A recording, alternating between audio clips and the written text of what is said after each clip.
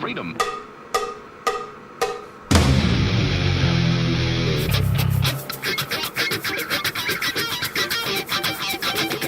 You've got to groove on freedom, like the good book says.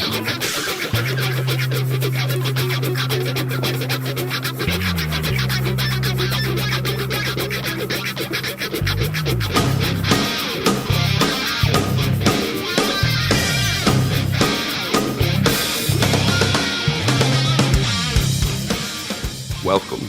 You are listening to What on Earth is Happening. This show will discuss the topics of human consciousness, mind control, natural law, the occult, and all issues that affect the freedom of the people of Earth. What on Earth is Happening will endeavor to shine light upon the darkness of our world and to offer empowering solutions to the problems we face as humanity approaches its critical moment of choice. And now, here is your host, Mark Passio.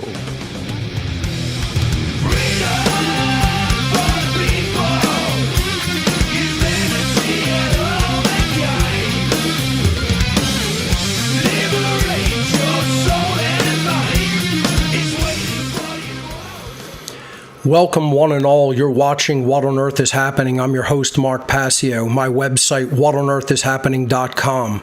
Ladies and gentlemen, government is slavery. And here on What on Earth is Happening, we are ending slavery one mind at a time. Welcome and thank you for tuning in today. Today is Sunday, April 16th, 2023. We're live here every Sunday from January through June from 3 to 5 Eastern. This is show number 270 of What on Earth is Happening, and please keep in mind that What on Earth is Happening is a show of cumulative information, so if you are a new viewer or listener to the show, you should not watch from this point. You should go back to show number 1 and listen in order at your own pace. We are going to be doing a show on updates regarding what I have been up to and doing during the process of my move and some events that I have coming up. And then we'll be taking calls for the duration of the show. And there is a small technical issue. I have to begin the call in Telegram, so just give me a moment so that people can connect in there. This will take 1 second to do.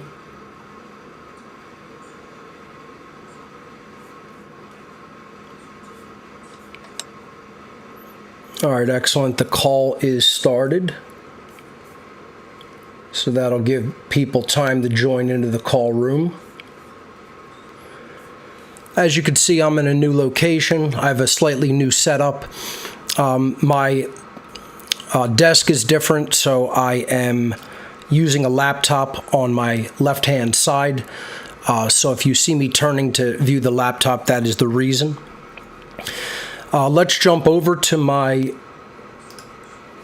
announcement slides.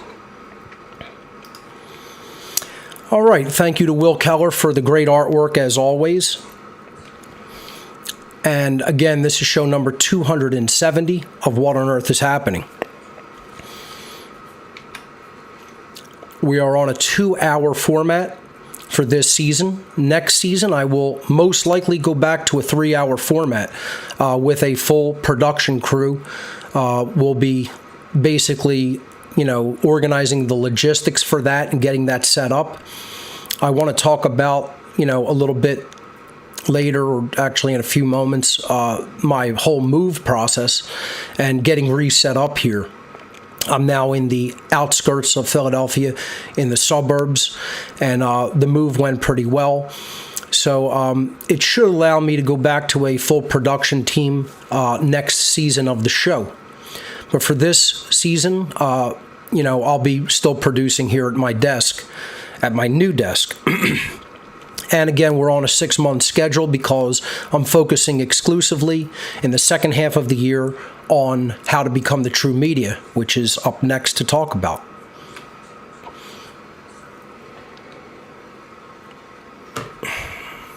Give me one moment, folks.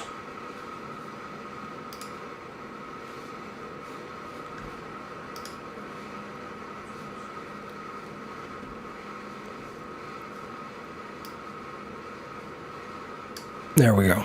Okay. So, the How to Become the True Media seminar for 2023 is racing toward us. This is one that people are not going to want to miss. I'm really going to get into all the details of how you can become a content creator, put the word out to the public.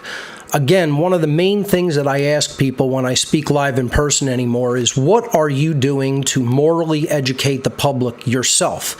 What information are you putting out there into the world that is morally educating the public? And I mean in a public way, not in a private way, just speaking to people in person. I'm talking about, what do you put out publicly, out into the world, that morally educates other human beings? This is what this seminar can prepare you to do. So this is an online technology skill sharing seminar, and it's 23 weeks long, 23 individual classes, once a week, 3-hour classes each week. And this is hosted on the Telegram platform every Monday evening from 8 p.m. to 11 p.m. Eastern U.S. time, starting Monday, July 10th, and going all the way through till the end of the year, Monday, December 11th of 2023, for a total of 23 class sessions. There is limited seminar space available. Enrollment opened on April 1st. That was my actual moving day, where I moved the remainder of my things and came into my new home here. So I opened the seminar enrollment on midnight, April 1st. So it has been open for over 2 weeks now, and we already have some enrollments. I encourage people to enroll as early as possible. Do not wait to enroll, because you could get shut out of enrollment if I reach the number that I'm planning on cutting enrollment off at. So I don't want the amount of people in the class to become too unwieldy, because then it becomes difficult to manage the whole thing and difficult for people to interact in a group environment. So I am going to cut enrollment off at a certain number, so do not wait and get shut out of the seminar this year. Enroll now if possible. You can go to howtobecomthetruemedia.com for all the details for the approximate course curriculum on that site. And if you click to enroll, the enrollment buttons at the top and bottom of the page, that will take you over to gifts.whatonearthishappening.com, and you could complete your donation process to enroll in the seminar for 2023.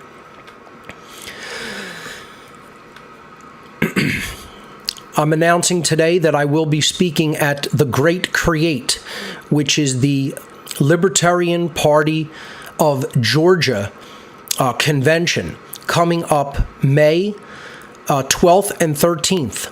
I believe I'm going to be speaking on, I think, the 13th. Let me check that for you. Give me a moment.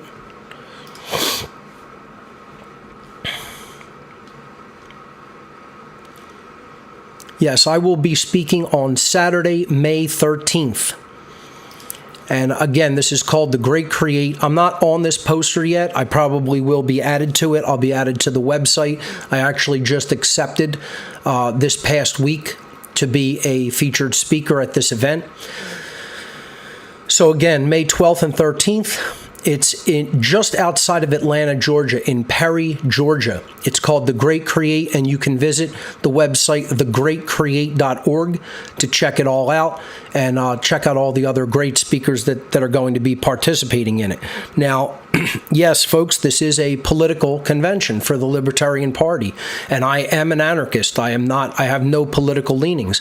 But what I am going there to do is to give a talk called Government is Slavery, where I'm going to explain that there is no moral pathway if it involves government, that government is violence, that government is coercion, that government is duress, and that ultimately government is slavery. And I think this is what more people really need to do. They need to go to the people who are fertile ground for delivering this information, that already have a mindset of freedom, and they need to take them all the way. They need to help them to go all the way by giving them the information that they need to understand true anarchy, to understand that no government is ever moral because it is based on duress. It is based on the implied threat of violence should one not comply. And that's not a moral path, no matter how minimal it is, no matter how allegedly minimalistic it is. Minarchist, in other words. So this is what I think more anarchists, more voluntarists need to do. The people who understand that anarchy/voluntarism is the only moral pathway in life need to speak to the people who are on the fence, need to speak to the minarchists in our world and bring them all the way over to the truth. So this is why I'm going to the Great Create. That's why I'll be speaking there. So if you're in the area around Atlanta, Perry, Georgia, again, is the city where this convention is taking place. I will be attending and tabling, and I will be speaking on May 13th. So check it out. thegreatcreate.org is the website.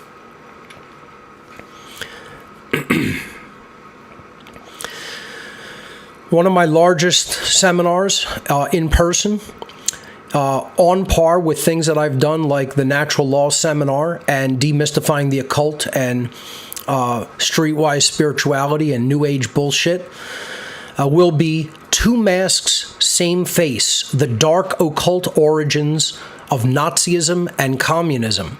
I've been planning this for years. I'll finally be delivering it this year in the fall. October 21st, 2023 at the Exton Hotel and Conference Center in Exton, Pennsylvania. We'll have all the details. I'll be making a large poster for the event, putting it on the What on Earth is Happening website. And tickets will be going on sale for Two Masks, Same Face, The Dark Occult Origins of Nazism and Communism on May 1st. May 1st, 2023. Tickets will be available at whatonearthishappening.com. I'll put a button up there that links to gifts, my gifts area, where you could donate to attend live. Okay? So let's see, what's the actual day of the week? May 1st falls on a Monday. So May 1st at midnight, tickets will be going on sale for Two Masks, Same Face, The Dark Occult Origins of Nazism and Communism. Really looking forward to delivering this presentation in the fall of this year. What on Earth is Happening Donation Gifts has a new category called Technology Donations. Now, I have really great news about technology donations today. So you could see it there. I'll be leaving it in the categories, whether there is anything in there or not. And what this is it's crowdsourced funding for expensive equipment that is required for What on Earth is Happening. Now, I'm in my office, as you can see, my newly set up office, and I'll be delivering the show from this office probably for the duration of this season. Next season, I'm going to be setting up a permanent studio in this home, and probably working again with a producer. So I require a Mac Studio in order to do that, and we were doing crowdsource funding because it's an expensive item that I don't want just one person to buy. But we have actually reached the donation goal of $4,000 for this new Mac Studio for my actual permanent studio in my new home, and we have reached the goal. So I just want to say thank you from the bottom of my heart for everyone who donated, especially people who made large donations. Thank you for making this possible. I'll be ordering this Mac Studio this coming week, and hopefully it will be here, within the next week or two, and I'll be setting up the studio. Again, probably for this season, I'll probably be continuing to do the show here in the office, but we'll see. We'll see how it goes. Let's take it one step at a time. I'll procure the necessary equipment, and we'll see how the setup goes, and we'll see what people's availability is. Who knows? Maybe we could do it sooner, but not promising anything. But I do eventually want to go back to a multi-camera, a produced show instead of producing here at my desk. Although it's been going well producing at the desk, I think there's still higher production values and quality to the show when it's produced by a separate producer, working the software. So I could just focus on what I have to say and paying attention to delivering the content. So that's the technology donation section. Again, thank you to everyone who donated for that Mac Studio, for my actual permanent setup television studio here in-house. The One Great Work Network still going strong at onegreatworknetwork.com. 70 awesome content creators. Definitely going to be adding more. 100% going to be adding at least one new content creator this coming week. So stay tuned for that. Check it out, onegreatworknetwork.com. Please make sure that you donate to all the great content creators on the One Great Work Network. My channel at band.video is at band.video/channel/Mark-Passio. I have not had the time to add many new videos. I will be making this a priority since my move is complete. I'm still unboxing a few things, but it's about 95% there, and just minor ancillary setup work needs to be done. You can see I've done a lot of setup here in the office. Set up a server room for What on Earth is Happening and One Great Work Network. Going to be working on setting up the permanent studio next. So I will be making band.video a priority, and I may even do, I'm not promising anything, but I may even do a separate, maybe a 1-hour podcast exclusively for band.video. I'll have to see what my time schedule permits, but I want to make exclusive content on band.video and not just post things that I've done in presentations or on What on Earth is Happening. I am going to do some exclusive videos for band.video, so watch for that in the future. Not right away. I want to still post more of my presentation content there for the time being, but in the future, I will be doing some exclusive work at band.video. Don't Tread on Philly meets every second Wednesday of the month. This past Wednesday was an awesome meeting. I mean, it was packed in there. There were great people. I had a good time. Great discussions. Awesome people turned out. So I want to thank everyone for attending. If you haven't been part of the Don't Tread on Philly happy hour that happens the second Wednesday of every month in South Philadelphia, you don't want to miss it if you're in the area. It's just an awesome event. Like I said, we had a packed room this past Wednesday night.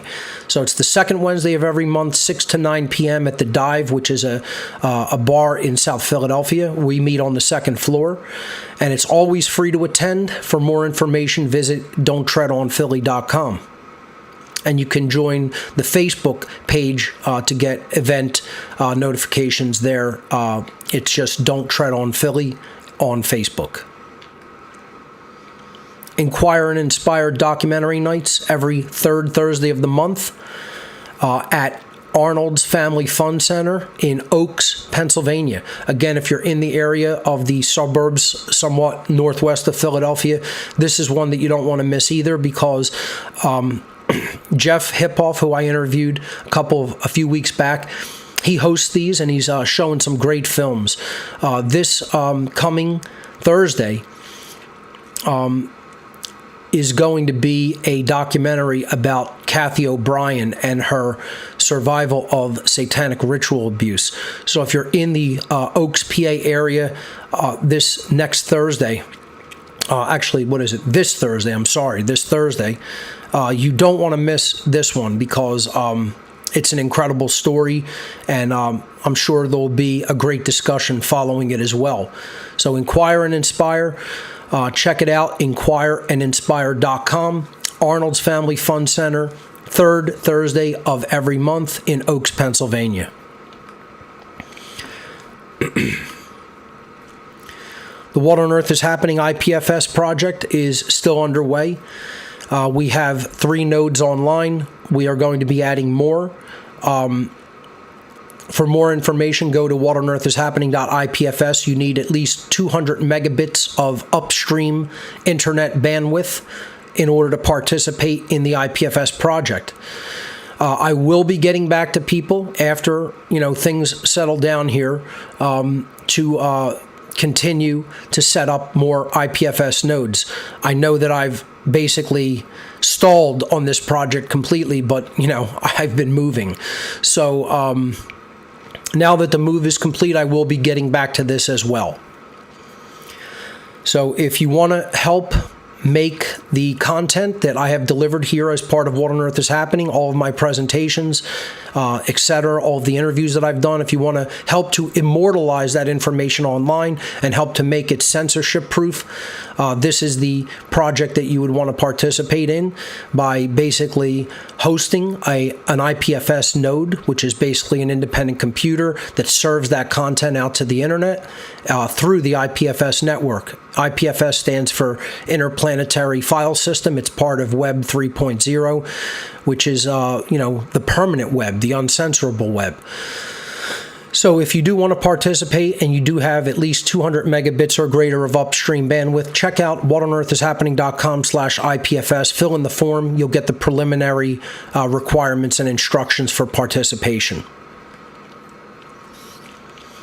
Call into the show today at whatonearthishappening.com/call. I apologize for getting the call started late. I was busy setting up the new, setup here. And it slipped my mind to actually begin the call. The call has begun on Telegram, so you could join in on it at whatonearthishappening.com/call. We'll be taking calls for the duration of the show, essentially. I want to talk about a few things before we do that. ARC 2.0 is a tremendous opportunity for an abundance of knowledge. It's a storage drive that you purchase and send to me. I fill up with all of the data that I've collected over the years, all of the best data that I've collected over the years, I should say, and then I ship it back to you. So the ARC 2.0 drive consists of over 26,000 audio files, 9,500 books, 3,400 videos from my own personal archive of research and data gathered over the years. For this opportunity, you can visit whatonearthishappening.com/ARC for the shipping instructions, which are rigid because I want to protect your property and I need to set it up in a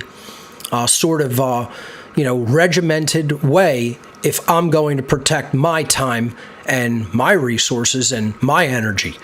So that's why, there is a rigid set of shipping requirements for the ARC drive. Please respect them because I'm asking out of respect for my time and my energy that you simply follow the shipping directions as presented in the PDF document that you can download at this site, whatonearthishappening.com/ARC. ARCs still come in just about every single day. It's going really well with these. We're pumping so much data out there to people, and hopefully they're becoming truly enlightened through it. So check out the ARC 2.0 drive. If you want to pick up items, hard copy items, such as the One Great Work collection drive with all of my data on it, all of my work that I've ever done, T-shirts, promotional T-shirts, flash drives, stickers, keychains, DVDs, buttons, you name it, it's all there. Gifts.whatonearthishappening.com. Great items that you could pick up to give to family members any time of the year. And folks, please remember, making donations through gifts helps continue the work that I do here and the One Great Work Network as well. So please visit gifts.whatonearthishappening.com and get some items for yourself, your friends, your family members. Gifts.whatonearthishappening.com. If instead you prefer to make a straight donation to support What on Earth is Happening and One Great Work Network, you can visit whatonearthishappening.com/donate. Many donation methods there, including Cash App, GPay, Wise, many different cryptocurrencies, and our Amazon technology wish list. The wish list has some items on it now that are required in the new space. So if people are, amenable to pick up those items. There are some there on the wish list. If people don't pick them up after a while, I'll usually just pick them up, and that's fine. But donations through technology are one way that you know where your money is going. If you donate, there is no question about what it is being used on, and the items, you basically buy the item and then have it shipped directly to me. So that's all available at whatonearthishappening.com/donate. Now, briefly, what I would like to do is,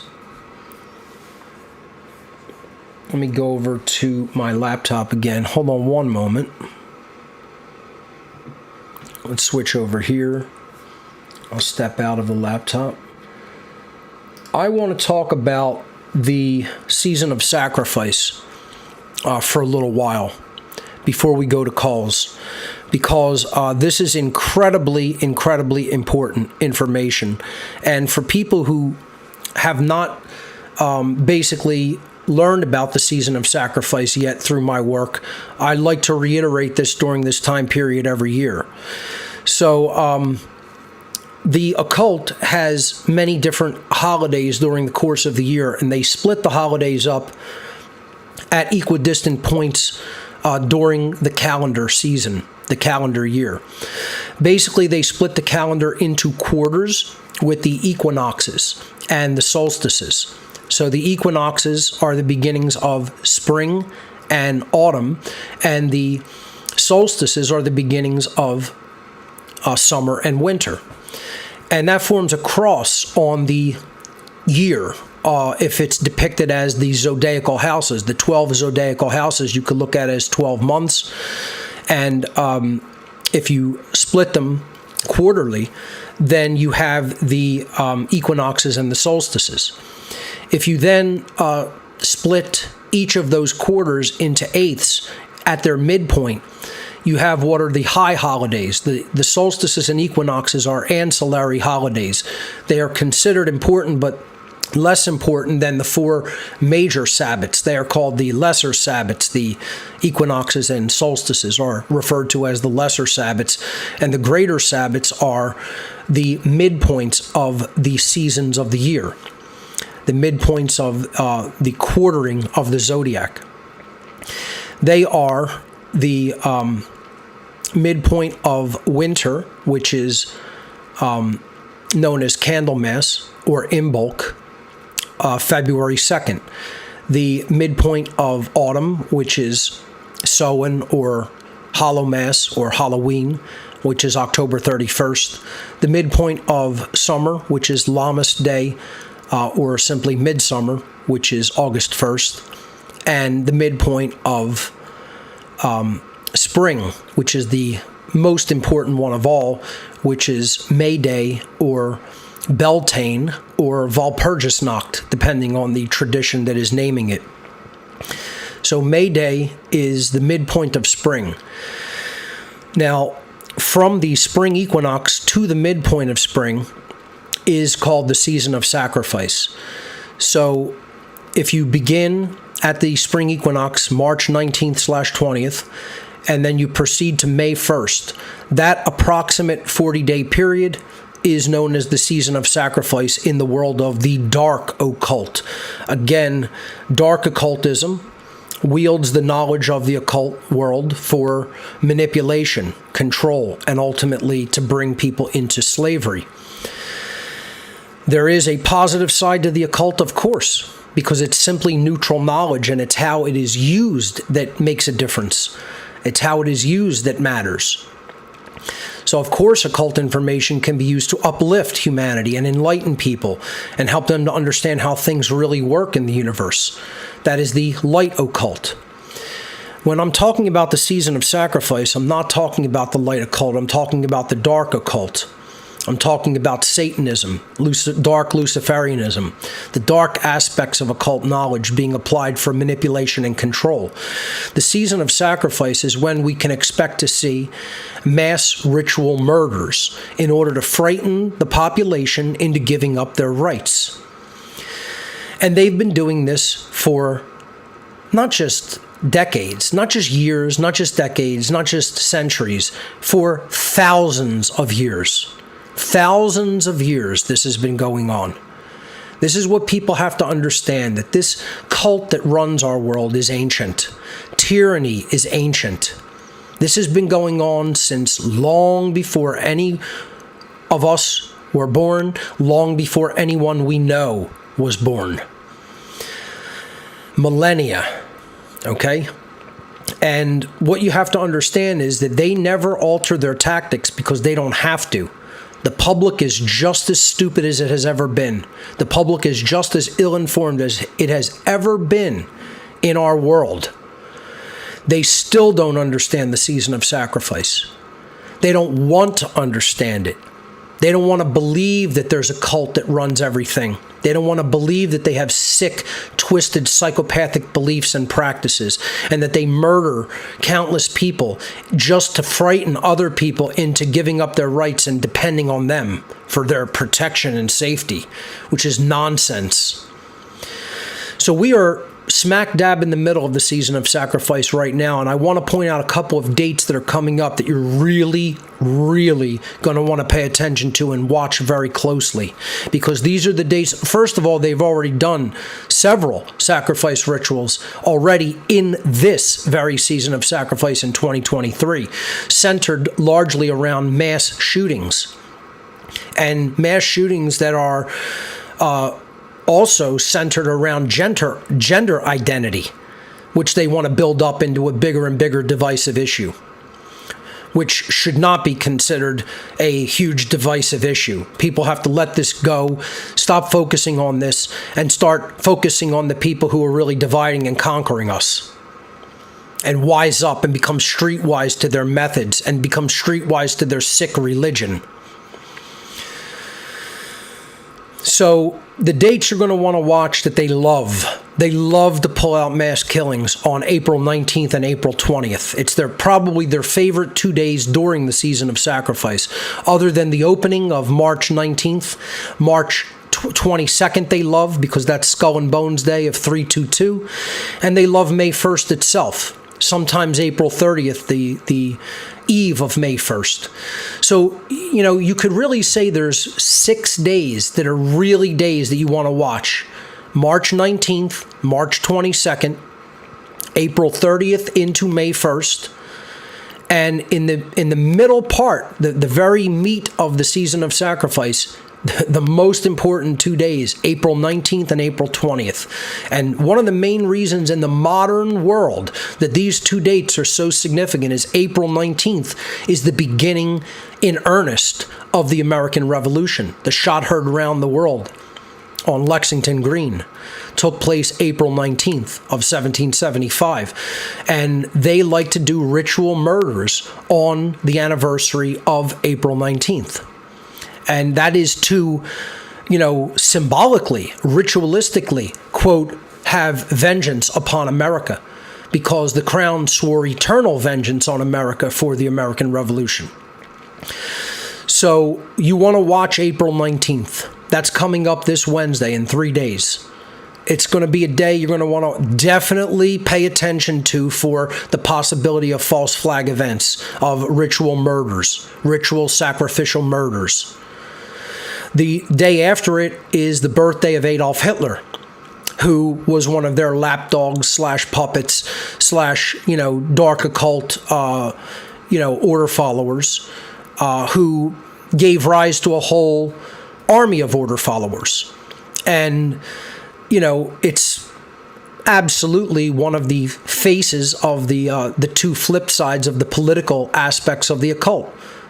Far right extremism, leading into fascism / Nazism. The other arm, of course, the other wing of that great bird of prey, of course, being communism, starting with Marxism / socialism and then proceeding into outright abject communism. They're both political aspects or faces of the same cult, which is, the dark occult ruling class.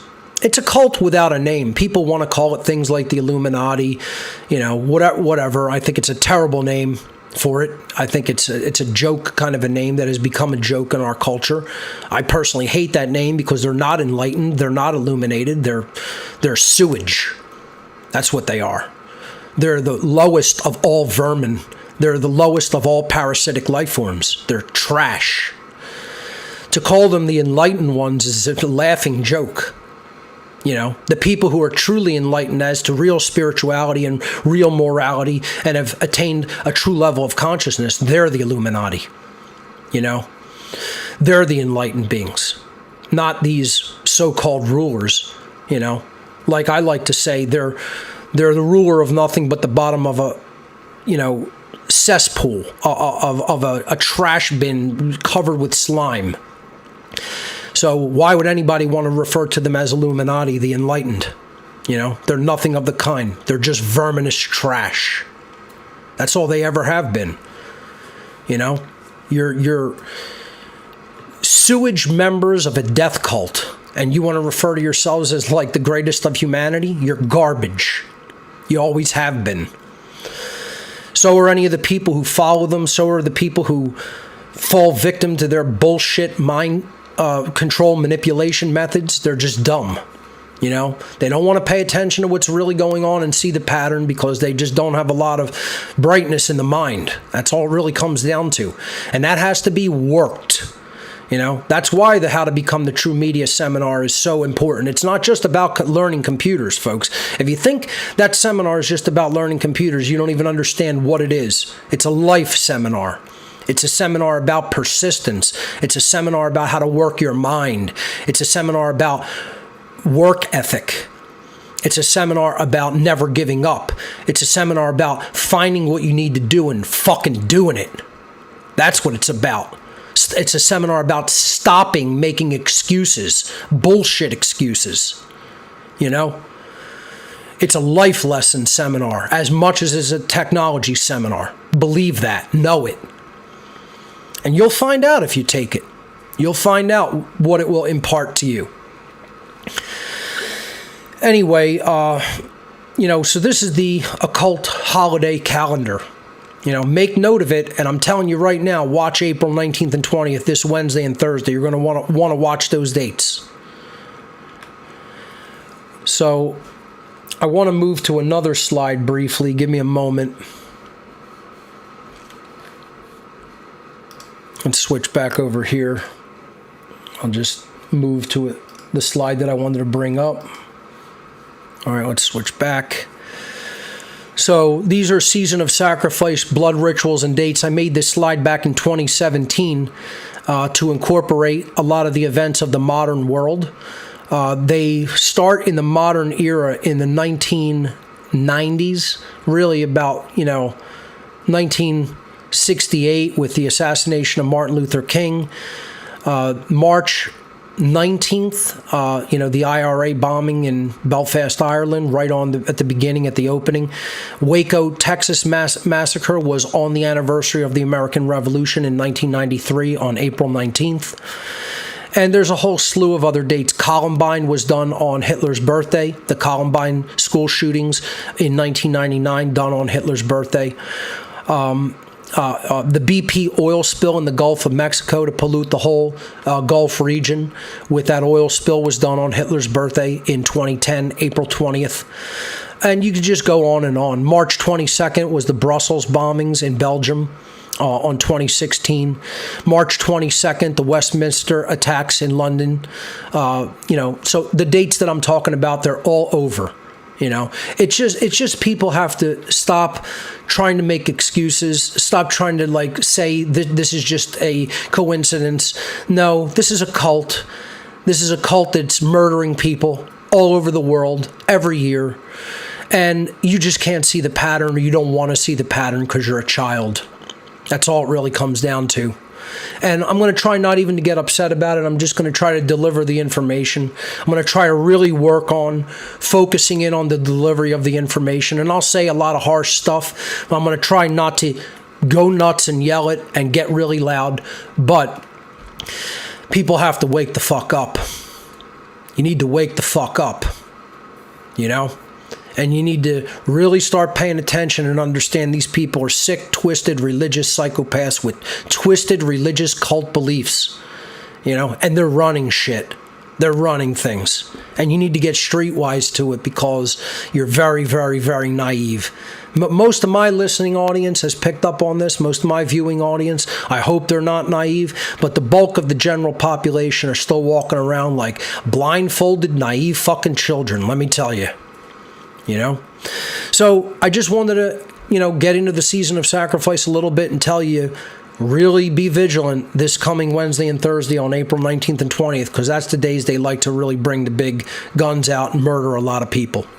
All right, so that's all I wanted to say about that, and I'll take calls for the duration of the show. So let's jump over to Telegram. Hopefully we have some people waiting in here. Looks like we do. Not many, though.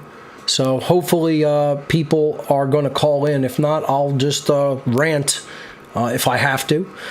But let's jump over to... let me get my headset on that I need to wear to take calls.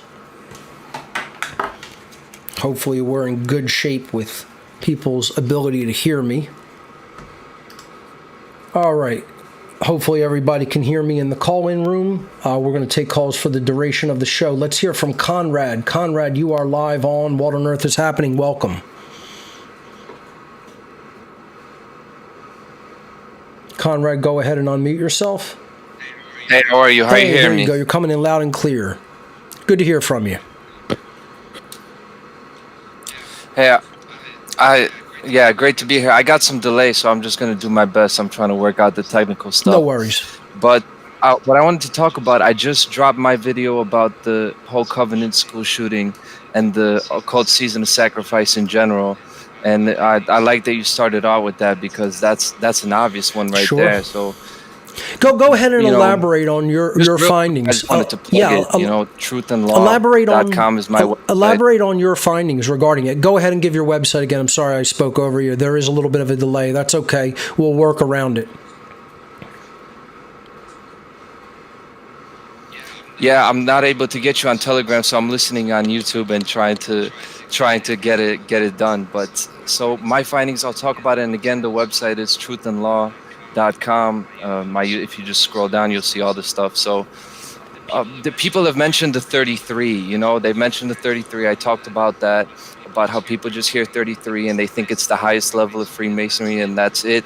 And that tells you the whole thing is a hoax. That tells you crisis actors and so on and so forth.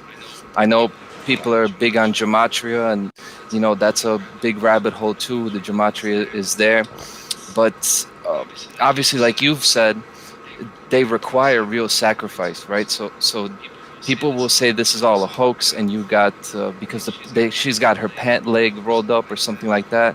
That tells you that this didn't occur, and people do not go into looking at all these different events and seeing that the real blood is required for these people. So they're not going to go there, and that's one of the cul-de-sacs that's holding people back from seeing they're actually killing millions of people. They've done it time and time again. They're going to continue to do this until we wake up to their methodology. That's right.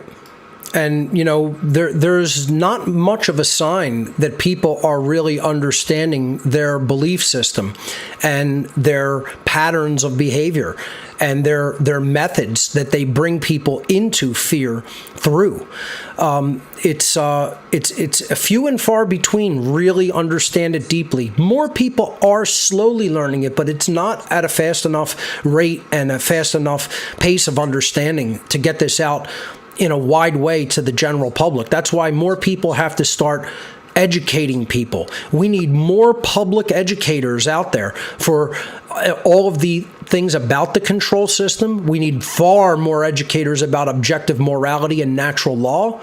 All of these things have to be really talked about in a public fashion, and people have to learn how to do that and get outside of their shell and get outside of their fear in order to do that. So, I definitely agree with you, Conrad, that not enough people understand their methods. What were some of your findings regarding that particular school shooting? and give me the location of it again. I cursorily researched this because when I hear about these things, to be quite honest anymore, I just go, yeah, and it's like, oh, there's another one. There's another one. Oh, wait a minute. It's Season of Sacrifice. Oh, right on time. You know, right on time, right on schedule, like clockwork. This is how brazen these people are. They're so brazen. They're like, we can do this every year and you'll never see it. That's how stupid the public is. That is what they think of the public, and they're right. Unfortunately, they are correct. The public is that stupid. But tell the viewing audience some of your own personal findings regarding that shooting that you were talking about. So here's my big one, and this is the final one. Her last name, Aubrey Hale. It's a reference to the Hale-Bopp comet and specifically the Heaven's Gate cult. And that was on March 26th, where they committed mass suicide. 39 people, a cult led by Marshall Applewhite, whose father was a Presbyterian minister. And this Covenant school was a Presbyterian school that had a Presbyterian church in it. And to March 26th, which was 26 years ago, was the mass suicide of the Heaven's Gate cult. And this is March 27th. This is the day after. And it would have happened on March 26th, but that's a Sunday, so they can't shoot up a school on a Sunday. They did it on Monday. And her last name is Hale. And the Heaven's Gate cult was when they discovered the Hale-Bopp comet. And Marshall Applewhite had this cult where the people believed that there were aliens behind it and so forth. So then 39 people, they committed mass suicide on that day, March 26th, right at the start of the cult Season of Sacrifice, you know? Without a doubt. I mean, like I said, 3 9-year-olds. So there's a 3-9 right there. They put it out there in plain sight. They just are so brazen that they will do these things, and they don't even try to conceal them. You know. Let's see. Did I get the Heaven's Gate cult suicides in Rancho Santa Fe, California? Yes, March 26, 1997. There it is, right in the middle of the list there on my own aggregated Season of Sacrifice blood rituals and dates. Right in that period from the spring equinox to the midpoint of spring on May 1st. You know, this is the bloodletting season. They believe that they have to spill blood onto the earth, and that is what ensures that life continues and that their rule over life on this planet continues. That's their belief system in the dark occult world. This is how sick and twisted and absolutely psychopathic and what lunatics these people are. And they were basically doing, a sort of a mirrored repeat of this. What city did this recent shooting take place in? And there were a few of them, but the big one that drew a lot of the news attention. Nashville, Tennessee. That's right. Yeah. So, I mean, I don't know. What do you think, Conrad, we could do to get people to understand that this is a sick religious cult practice that is actually happening just about every year? How could we possibly wake the general public up? What would have to happen? You know, how obvious would it have to get? Or what methods do you think we could use to get these people to pay attention and see the pattern? Unfortunately, you know, this isn't a great answer, but I think the best thing we've got is repetition. And I'm watching I'm watching on YouTube right now, so I'm seeing the chat. I know we don't like repetition, but that's really the best thing we got. Because repetition is how people have all gotten worked into this state of fucking ignorance. Yep. They've been getting repeated lies over and over again, and people don't like when you repeat things, but unfortunately, that's the way people are going to get it. So they can get that, and maybe something will click in their head that they have to raise their level of action and their level of consciousness and their level of knowledge. So if we've got to bang our head against the wall and repeat, I think that's the best thing we got, and that's what I'm doing right now. You know, people will often say to me, oh, this isn't anything new. You're not going over new things. You're not presenting new material. Folks, there is nothing new. I've told people what they need to understand regarding human slavery and how to create human freedom. There's nothing new. You're not going to see any new grand revelations. We have to get the information out to the public. See, you're waiting for something that isn't coming. You know, the apocalypse has occurred, past tense. You know, apocalypse means the great revealing. It doesn't mean anything negative. That's Armageddon or Ragnarok, the hammer of the gods, right? That is when, that's destruction. That's the destructive period, which we're entering. We're entering Ragnarok. We're entering the season of total annihilation, because we've failed in our mission to morally educate the population and make them fully aware and fully conscious of what's really going on. We still have the opportunity to do that. We still have the ability to do it, or I wouldn't be saying a word. People ask me all the time, do you think it's possible to turn this around? Sure it is. Absolutely possible. Will it be done is a whole separate question. Now, if you ask me, will we turn this around? Well, I don't know. That's up to the will of each individual person, each individual unit of consciousness that is alive during this time period. How will they activate their own personal will? What skill sets will they develop? Will they improve themselves? Will they improve their level of knowledge and understanding? Will they step outside of their comfort zone and fear to learn what needs to be learned, to do what needs to be done? That's a whole separate question. That involves free will. That involves personal sacrifice. That involves personal levels of discomfort that one may not want to go through. But will they conquer it? Will they conquer their own ignorance, their own apathy, their own laziness, their own cowardice? I don't know. I don't have the answer to that. Only each individual has the answer to that. Do I see it going in that direction? No. I don't see it going in that direction. I see people being ignorant, lazy, incompetent, careless, not really caring about improvement, certainly not doing the work. There are some, let me qualify this, there are some, right? There's very, very few. It's a pissant, paltry few that is not good enough. It's not enough. It's not. If you know a certain amount of water is going to be necessary to put out a massive fire before it consumes an entire building, and you have this much water, you got one jug, and it's not going to put that fire out, and that's all you have, you would go, that's definitely not enough. That's done. That's where I think we're at. Could it, eventually change and turn into something that is positive and, defeats this evil? Yes, it's possible. Is it looking like we're heading in that direction? Not right now, because there's not enough effort. The effort has been not good enough. The effort has been not large enough. And that's the problem. That is the problem, and people need to hear that. It's not berating them into inaction by me saying that. It's someone telling somebody your effort has not been good enough thus far. It's a fact. It's a factual statement that others need to hear and recognize as true. And then that needs to motivate them. That negativity, in truth, needs to motivate them to change their behavior, to improve and do better.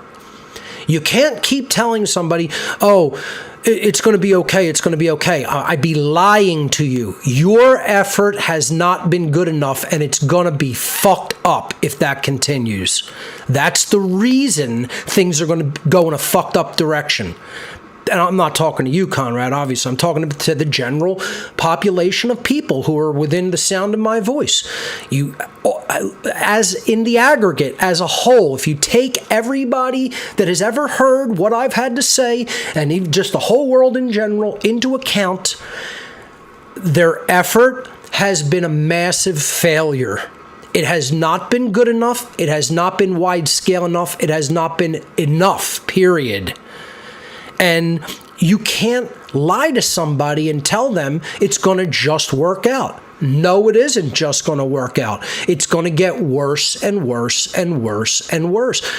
When before the whole bullshit pandemic happened, I was telling people they're going to take our freedoms on a scale you've never seen before, and this is coming, and things are going to get worse because you're not doing enough. And then that happened. I didn't call the exact method by which they were going to do it, a health crisis, an alleged health crisis, but I called exactly what they were going to do.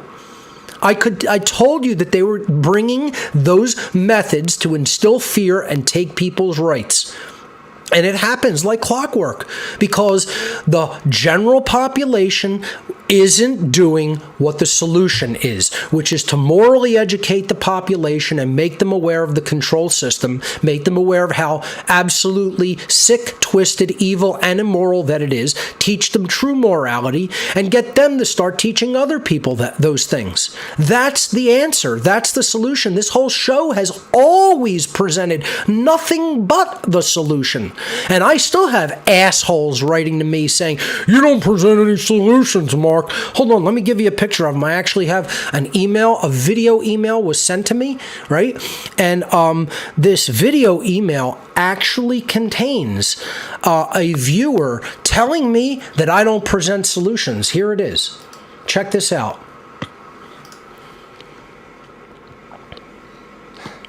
Here he is. Clown horn. I mean, this is it, right? Yeah, there he goes. I mean, that's one of them, right? This guy here's another one that's like, Mark, you don't present any solutions, man. I mean, that's just all you just talk about are the problems, and you don't talk about solutions. It isn't like your whole show's been a solution the entire time it's been on the air, right? No, you don't mention solutions about telling people objective morality. You don't mention the solution that you got to publicly speak out and take a stand against this evil by speaking the truth and telling people what's going on. No. You don't tell anybody any solutions. Clowns, each and every one of them, utter clowns. It's a clown world, and we're just living in it. That's it. Imagine that. My show has been nothing but a solution since day one. And there are people who will write to me and say, you don't present solutions. I did a whole fucking practical year on nothing but grassroots solutions. But see, the thing is, they get this much information. They get a sliver, a tiny little sliver that they listen to, and they don't hear what they want to hear in that sliver. When I've done so much work, you couldn't climb to the top of it. And you've listened to this tiny little paper-thin fucking sliver of it, and you think you know the totality of what I've said over the years. See, this is people who are lazy. They're lazy, they're foolish, they're incompetent, and they're just dumb, It's all it really comes down to. Yeah, let me, I was going to play the clown music, but here's what it really ultimately comes down to. It just comes down, the bottom line of all of it is just this right here. Fred Sanford said it all back in Sanford and Son TV show, and he just would say to his son when he was acting like a fool, "You just dumb, son. You just dumb." And that's all it really comes down to with most people. You just haven't learned what you need to learn. It's just pure stupidity enacted into the world. And then you want to think that you know what the answer is when you haven't done the homework, when you haven't taken in all of the knowledge. This is the main thing that it all comes down to is most people don't have the completeness of the information that they require. That's why I tell people the number one thing that people can do to get that completeness of information is to get the ARC drive from me. And go through it until you really, really, really know what's going on. Then you have the information that you could base accurate decision-making processes that you formulate in your mental, state of awareness that you've accrued from taking in that information. Then you understand what is necessary to do. Then the third step is doing it. So it's knowledge first. That's your grammar. Then logical processing upon all of that information so that you fully understand it and know what it means. Then you act rightly upon what you have come to know and understand. That's the trivium process. And most people don't have that process in hand. And they largely, the vast majority of the people who don't have the process of the trivium in hand don't have it for the reason that they don't have the step one of the trivium in place, which is the gathering of knowledge from an eclectic variety of sources of information. They don't have their grammar down. That's the main reason that they don't understand the patterns all around them that are practically smacking them in the mouth. Conrad, if you have anything else, go right ahead. If not, I'll say goodbye to you and take another call. But if you want to wrap up with anything else, go ahead and shoot. Real quick, I'll say this. You just talked about it, is that unfortunately negative reinforcement is what gets people to take action. That's how it happened with me. I was one of these dumbasses that thought they knew everything. And then I heard you, and then you're the only person out here telling people that they're fucked up, they're lazy and cowardly, and they need to change that. And unfortunately, just like with addicts, they need to have bad things happen to them for them to change the way they act and they behave. It won't happen through a little soft love and niceties being said. It's through harsh things being said, and that's what gets people to change. And that is how people are going to change. So I'll just say it again, truthandlaw.com. Please check me out. I've got the whole covenant breakdown. It's an hour and a half. There's a lot there. Man, thank you for having me. I appreciate you taking my call. Absolutely. Thank you so much.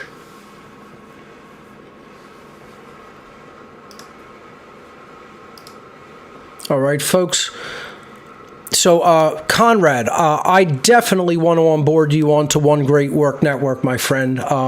We are going to make this happen. I am just, setting up and, getting all of my things, getting all my ducks in a row, as they say. And either this week or next week, I'm going to reach out to you and we're going to get you onboarded. So I'm definitely going to onboard at least one person this week, hopefully a couple. Here's a person from One Great Work Network, Mr. Logan Hart. Logan, welcome to What on Earth is Happening. Hello, hello. How you doing? Can y'all hear Yes, me? we can, loud and clear. Great. No, I'm doing good, man. I appreciate that, and I'm glad to hear that you got moved. And hopefully everything went well with that, and you're all set up in your new space. It was a laborious process, and I had a lot of help from many different people. I want to thank everybody who helped me with the move. I couldn't have done it without you guys. And it was over a few weeks that it took place. I have unboxed about 95% of things and set up about 95% of things. Again, there's just some ancillary things that have yet to be done, and I'll be working on those over the course of the next week or two. And then hopefully maybe I'll even do a little housewarming party here and invite some people out. So thank you, Logan, for asking that and for your well wishes. And the move has gone well, and it is largely complete. Yeah, that's good. Moving always sucks, so it's good that you had some help and a little bit of time to get it all done, not overwhelmed and everything. It's a really different environment out here in suburban Pennsylvania than in the city of Philadelphia, and I'm definitely adjusting to it, and realizing there's whole different dynamics involved. I've never really had a lawn my entire life. Now I have a huge one. That I'm going to probably try to grow some food out here. It's going to be a nice environment, I think. I'm already making the adjustment pretty well, and I'm liking it so far. That's awesome. So I had a topic I thought would be good to touch on Sure. here. I launched my weekly live show, which is going very well, a couple months back, and right after our episode that we Right. did together. Tell the viewers the And, name of the show, your time slot. Give them all the information they need to tune in. Yeah, so I'm on the Wizard Factory. That is my channel, my platform. I'm on YouTube and Odyssey and Facebook. That's where I put the live out, and I do kind of focus more on YouTube.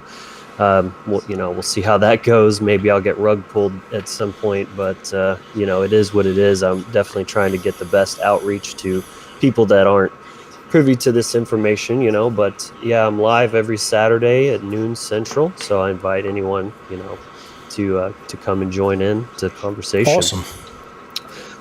But yesterday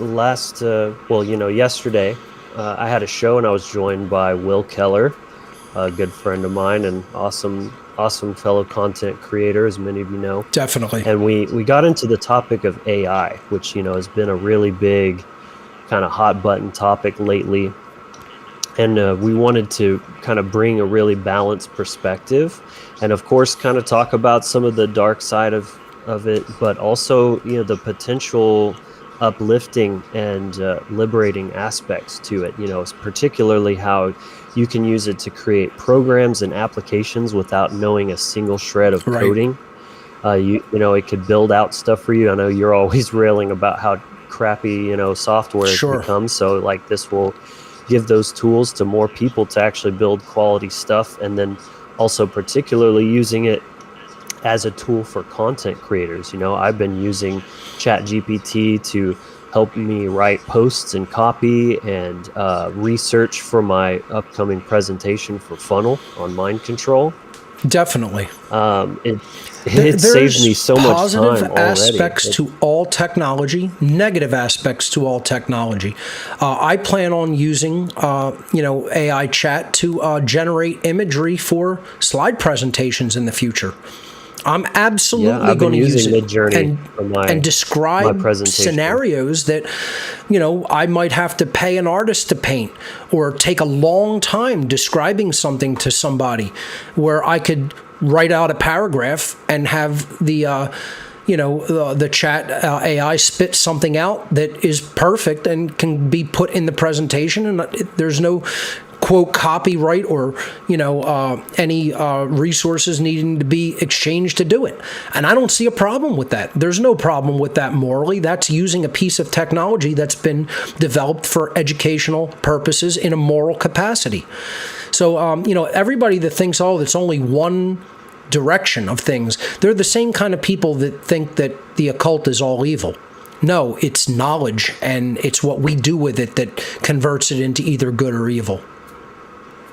That was exactly my take on the show. I even shared one of your quotes about knowledge and just replaced the word with AI, just to get the point across, because knowledge, like anything, is just a tool. And the only way to ensure that there's not going to be that power differential is to spread it far and wide and make sure everyone has equal access to it, just like guns or anything else like that. So, yeah. I think, it's a real big opportunity for content creators, especially doing the one great work, to have a leg up on the competition, be ahead of the curve. And, or maybe you could even incorporate or touch on that in your Becoming the True Media, as a tool, because it really can save you so much time. It can give you information depending on what you're looking into. But like I said, I'm doing stuff on mind control for Funnel 3. And it's given me tons of great information.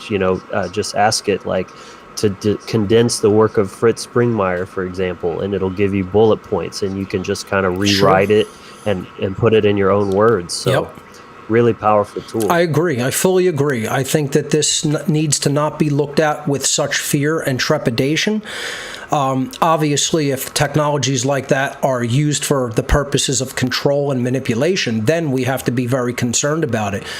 But, the human mind can invent powerful tools, and we can use them for the right purposes. And it's about being vigilant and not letting it fully slip into the wrong hands and be used for purposes of control and manipulation, as I said. So I think that is a very balanced approach to recognize the evil that can be done with it, but to make people aware of how that technology works and use it for the right purposes and morally educate them to use it for the correct purposes. If we do that and take that balanced approach, I don't think it will be a long-term extreme problem. Right, you can literally ask it, what's some strategies to actually bring the message of freedom to the masses in a very appealing way, and that can give you new ideas that you wouldn't have thought of before. Right. I'm thinking about eventually when I get some extra capital running YouTube ads to promote the channel, and that can write your whole script for you, just stuff like that. It's a tool that should be Logan, used. let me add an addendum to this and give people a little piece of insight that maybe let them think about this differently. All this is the amalgamation of human knowledge, really, right? So if it's going to be this negative, evil thing, then that is what humanity has become, right? If we even allow it to be used like that, then that's just reflecting like our mirror image back to us from the mirror, right? It's the law of correspondence. That's all it is. The universe is still working perfectly, right? Whether AI exists or it doesn't exist. If we're moral, we're going to receive morality back. If we're immoral, we're going to receive immorality back. It's very, very simple. The universe is a huge reflecting mirror, and it operates according to the principles of cause and effect and correspondence and many others. And it's not that hard to figure out, actually. That's something we touched on, was this concept I came across of kind of treating it like a child, that it's looking to us as parents to model its behavior on. It's literally a learning model. It's like the more we feed it, the more it's learning and growing, just like a developing child. We're giving it all the information that it accesses and uses, and that's all coming from us, from who we are, from what we want to put out there into the world and into a piece of technology like that. And it's ultimately going to reflect back to us what we put into it. That's all it is. Yeah. So I encourage anyone who wants to kind of dive into this philosophically, and I think Will did a great job, as conversationally, we really got into a wide array of kind of perspectives on this. So, anyone that's got your interest piqued with this, do go check out that episode on my channel. Definitely. Absolutely. And appreciate you, Mark, for, taking my call today. You got it, Logan. Thank you. Always great to hear from you, my man. Always, man. Take care of yourself, have a good all one. right? Bye-bye. Awesome. All right. Let's see who else is holding on the line. Let's hear from Jackie. Jackie, you are live on What on Earth is Happening. Welcome. Hi, Mark. How you doing? I'm pretty good. How are you? Not too bad, actually. A little bit of an adjustment getting set up with the show here in the new location, but I think it's going pretty smoothly overall. That's good. I just got done with a move myself, and I know how it is. It's really stressful. Sure.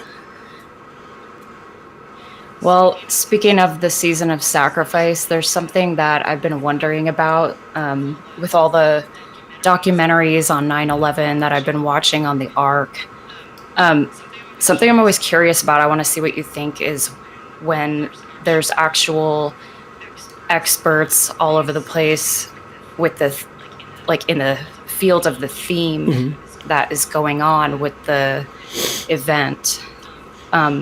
What's going on in their minds? Because you would think with 9/11 that every architect and engineer and pilot would just be like, this is ridiculous. Yes. And like I always wonder, what would they have been teaching in the architecture schools back when that happened? It is not so much that they are teaching them any different laws of physics or dynamics or mechanics or anything like that.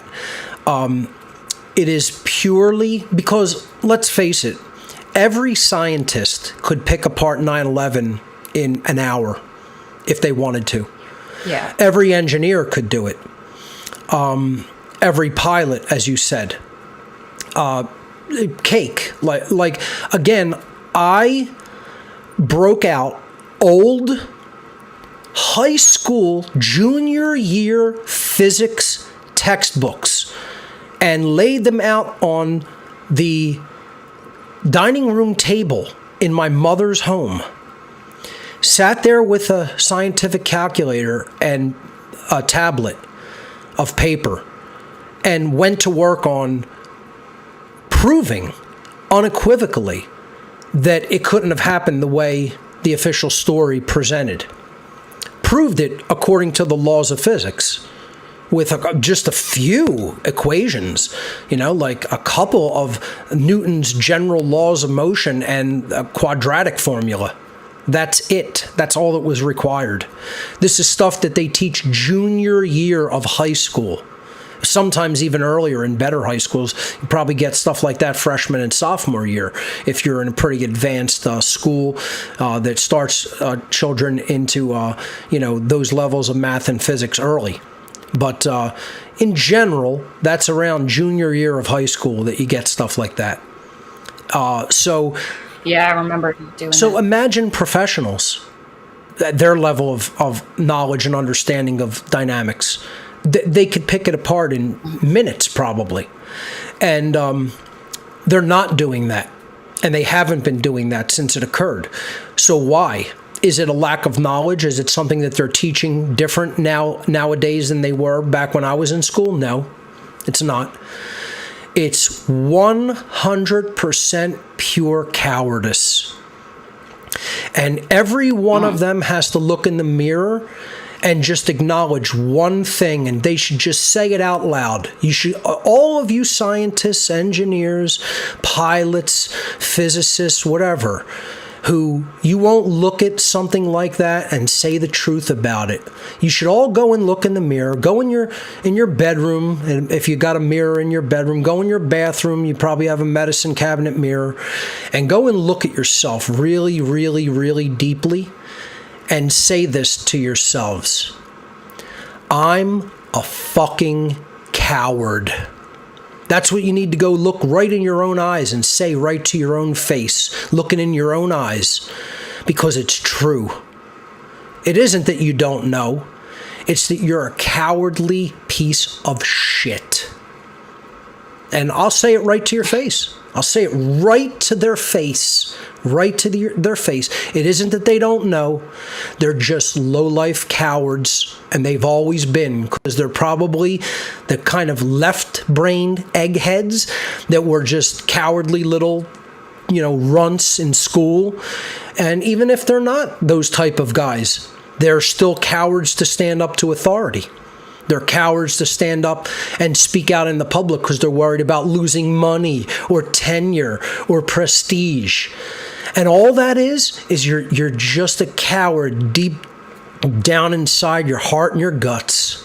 That's all it is. And guess what? People like that are just verminous pieces of trash that they don't do any good for anybody in the world. I don't care what they do. It doesn't matter what they do, what they make, what they create, what they invent. They're just low-life pieces of trash from their inception as a human being.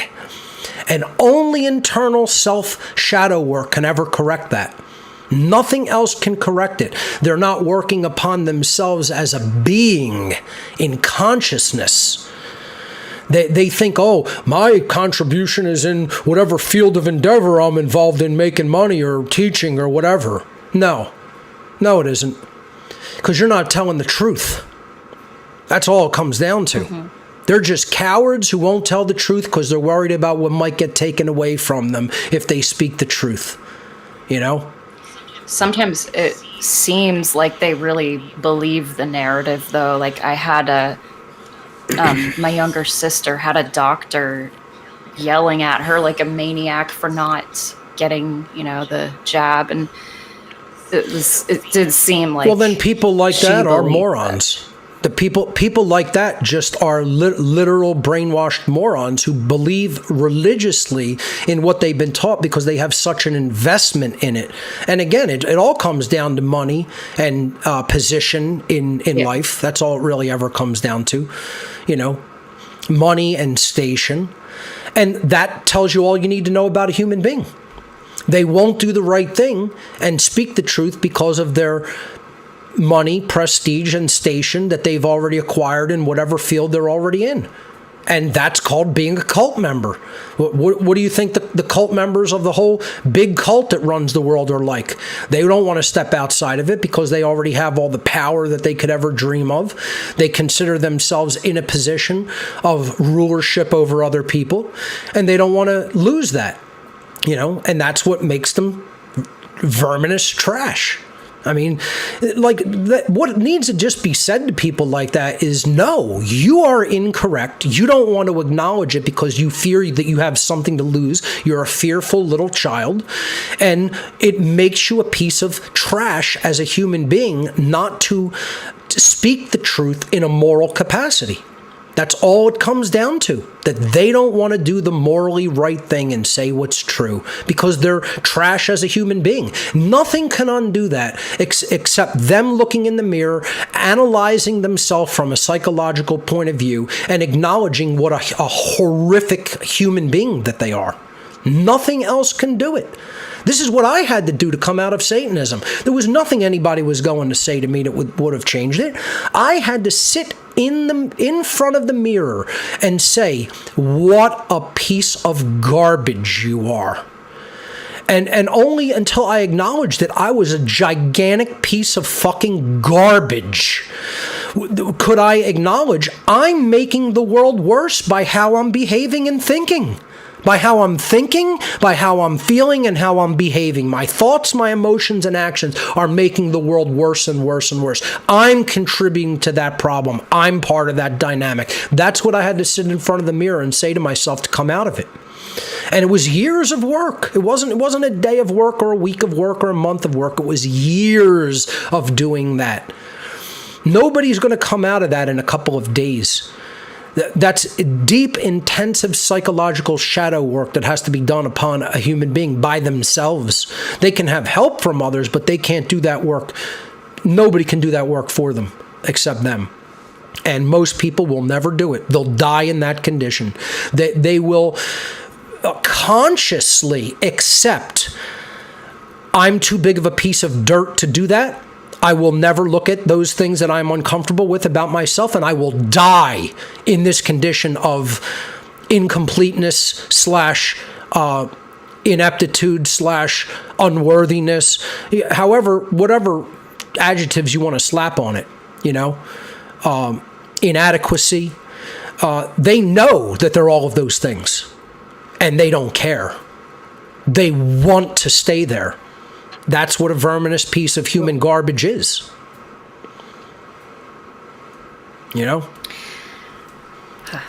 It's just got. And if more people would just say it to people like that, we'd maybe snap more people out of that trance. But most people want to be super nice to people. They care about what they think of them. I don't give a fuck what anybody thinks of me anywhere ever. I don't care. I'm going to say what's true. I don't care who it offends because it's still true. I'm still correct. I'm saying something that is factually correct and right and morally right because it's the morally right thing to do to change things for the better in other people. And I'm going to influence that change. I am not influencing negative change by saying those things. I'm influencing positive change by saying the truth about what other people are and how inadequate they are in changing themselves. More people have to do that. The problem is most people won't do it because they want peace and quiet and comfort instead of rocking the boat and having tension between people and having people maybe potentially get offended or angry or scream at them. And I don't care about any of those things. I'm simply going to say what's right and true. I hope that makes sense. Yeah, and I'm glad you do that because I think that if you had been really sugary sweet about it in your podcast, I would have maybe still now been working at the government job I was at. And then it took somebody really telling me you're a piece of trash for me to leave. But I have known other people that I've talked to about some of these issues, and they seem to just shut me out when I'm a little bit more aggressive. Right. And then they seem to open up when I'm nice about it. Yes, So that can it's- happen. I don't know, it's hard to- There has to be a balance there. You can't totally berate somebody into submission. They're not going to respond that well to that. Agreed. However, if we're too nice and we do not put any pressure on people, which is what most people are doing now, they're not even challenging them on these things, nothing will ever change. That's a huge part of the problem. So there does have to be a balance exerted there, and that's up to the practitioner of influence upon others to learn that balance. And again, when I was first doing the show, I thought that I was too nice. And I obviously want people to give me a chance and listen to what I have to say. I don't want to come out of the gates, swinging vicious uppercuts. But at the same time, even if you listen to show number 1, I tell people I will not be an apologist for humanity throughout this podcast series.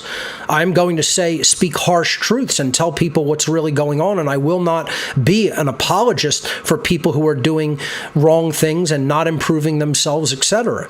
So, and again, I still feel like I was just being still overly nice to people and sort of wearing a mask and not saying the things that I really wanted to say.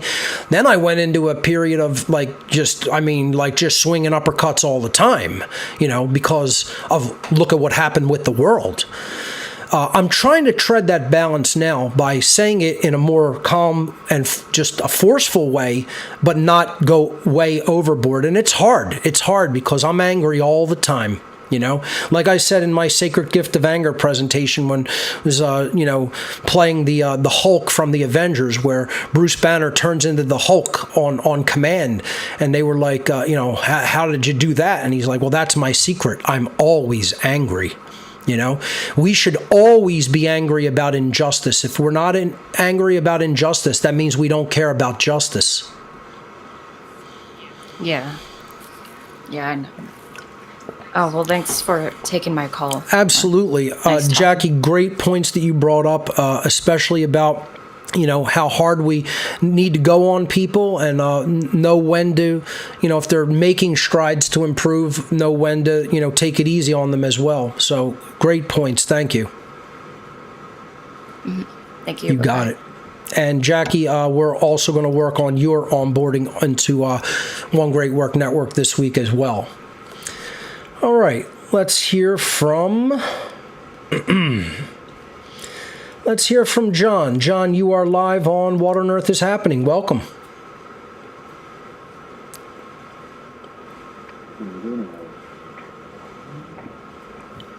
John, you're coming through very, very, very muddy. If you can get maybe closer to the microphone, it may help. All right, I got AirPods. There you on. go. Let me That's try much with better. that That's one. much better. That Yeah. better? Okay. Hey, first of all, thank you for letting me speak. And I just want to, man, ever since I came across you, just another synchronicity. You mentioned the patterns, and it's kind of like a fun game, but at the same time, it's like, I know it's God just putting me on this path and to speaking the truth. And Isn't synchronicity you've like been a that great- amazing? You go from thing to thing to thing just as you need it to unfold. It's amazing when you're on that path. Yeah, it's like you're playing Legend of Zelda for real, and which leads me here. Even earlier, I went outside to it's so nice outside right now, and a freaking ladybug landed on the table next to me, and I'm just like, I'm signing up to talk. Yep. And There's been some beautiful I'm- spring days this season, especially here in Pennsylvania. it's time for some spring cleaning of these evil That's bastards right. running around getting away with literal murder. And so I'm chiming in today for two things.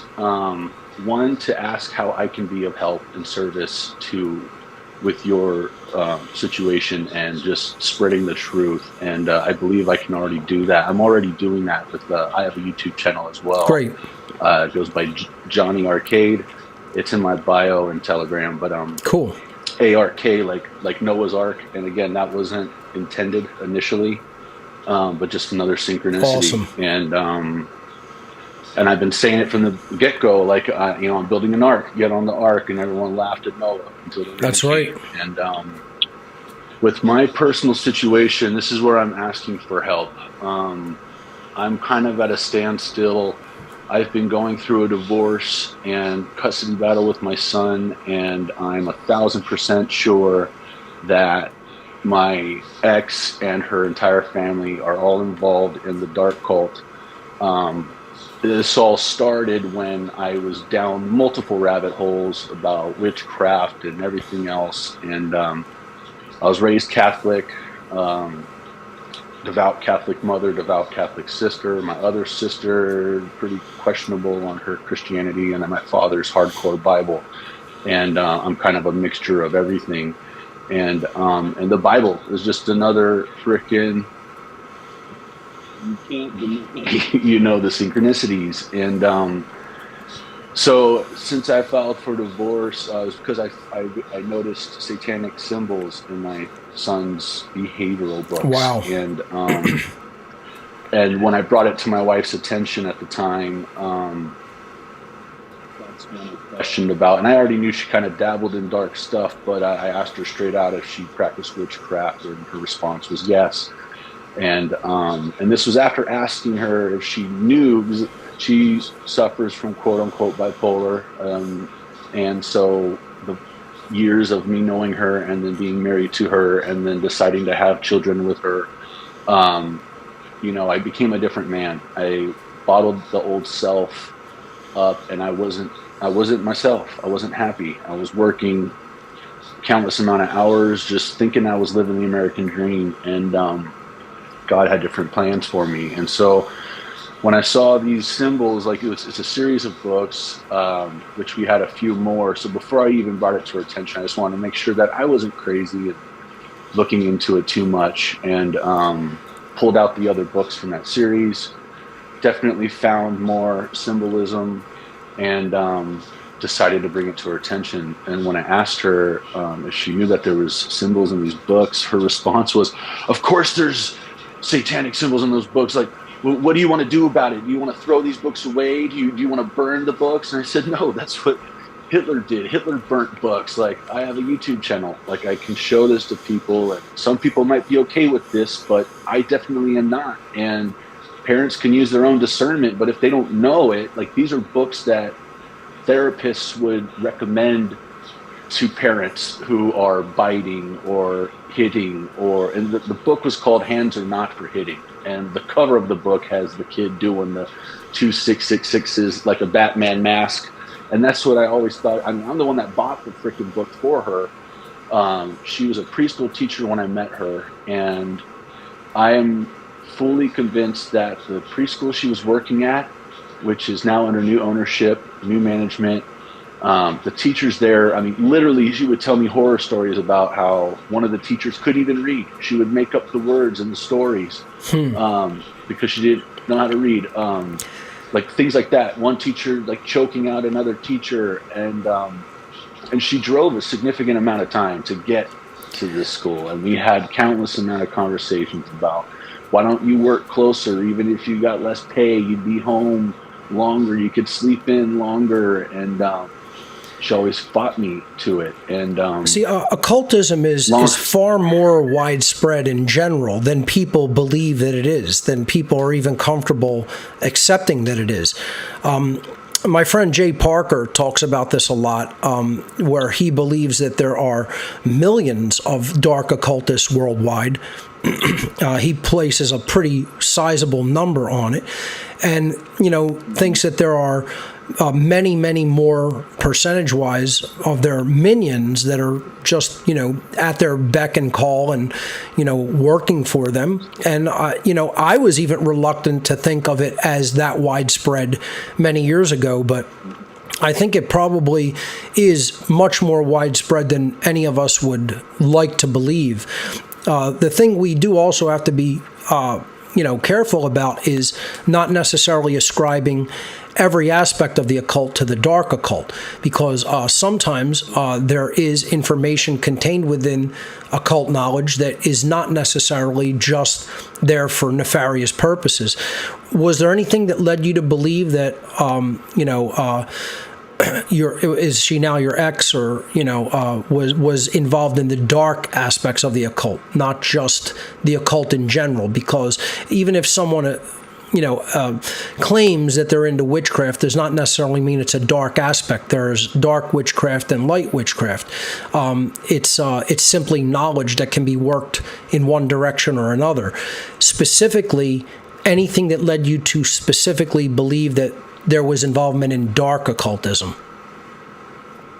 Yes, and to add to that, since I filed for divorce in 2020, I was going down rabbit hole after rabbit hole prior to that, when I had the opportunity to work from home as an outside sales rep.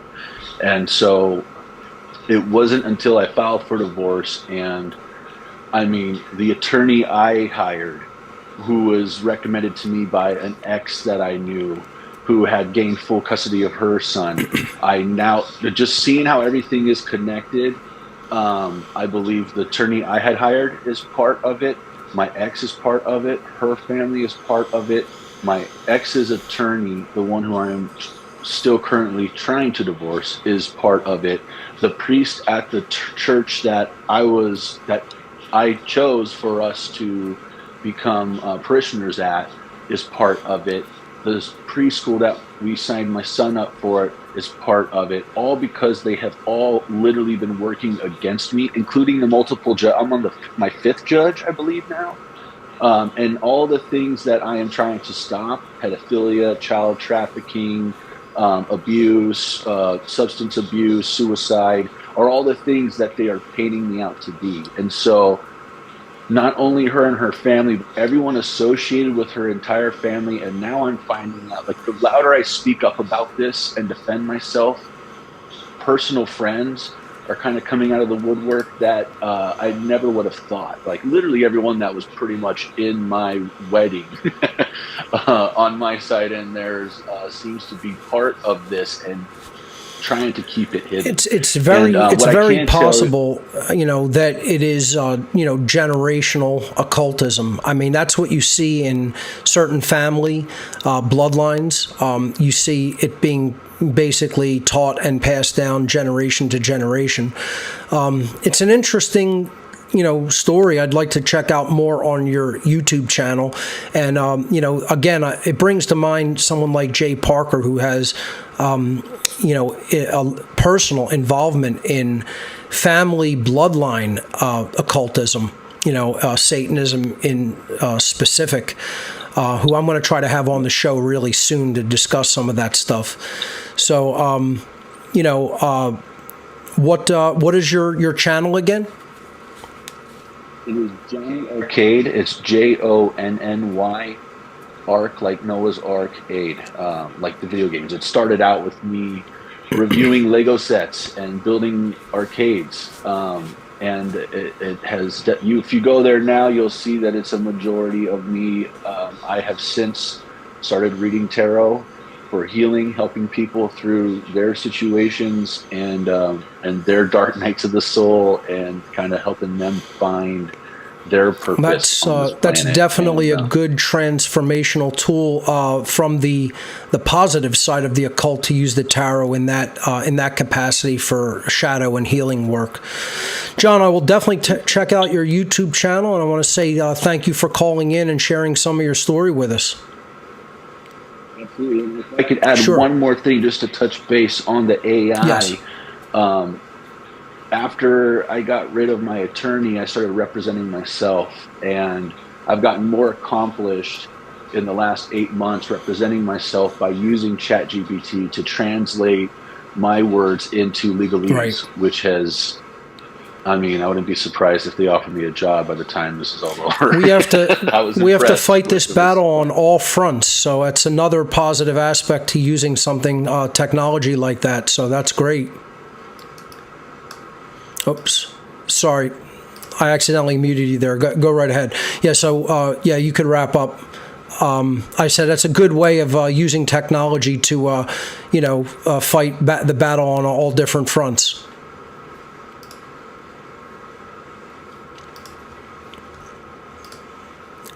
Well, John, thank you so much for the call, and I will definitely check out the YouTube channel and check out more about your story and some of the occult teachings that you have up there. Let's see who else is hanging on the line here. Let's hear from Andrew. Andrew, you are live on What on Earth is Happening. Welcome.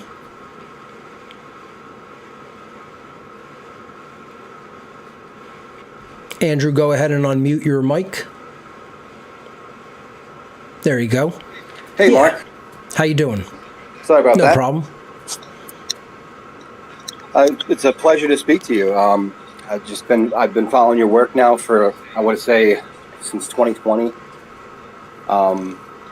You really, I have to be honest, I'm not fully up to speed with all of your episodes. I believe I'm on the episode 97, but I had. That's what a lot of people tell me, that they're catching up. They may have caught me in a later episode, and then they go back and start listening to the whole thing. And I think when they do that, they're going to get maximum value, and they're going to understand the full tapestry of this information. Yeah, and I kind of branched off and went into other areas, gematria, like Conrad was talking about earlier. Yes.